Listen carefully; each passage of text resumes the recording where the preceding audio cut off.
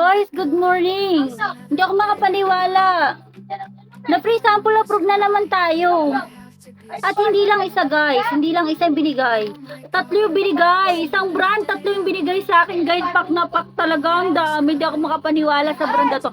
Alam nyo ba guys, bago to, bagong brand to na nagtiwala sa Ateling Showcase.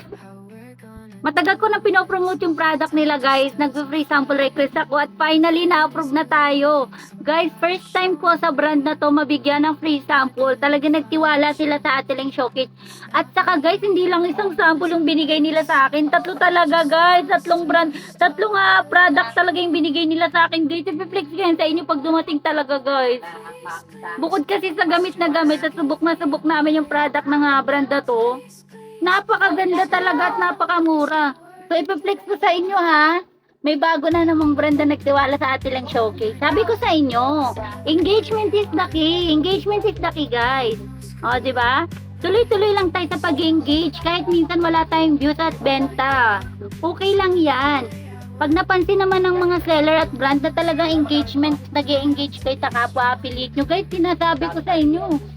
Yung mga strategy na tinuro ko sa inyo, like mga paglalagay ng kung anek-anek, sa ano, very effective yun guys. At saka, itry nyo guys ha, magsha-shop reveal ulit tayo guys, part 6. Abangan nyo yung shop na to.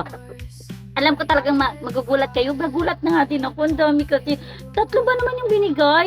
I-expect ko nga isa lang eh. Pero tatlo yung binigay guys. Di ako makapaniwala. Thank you po sa seller at sa brand na to.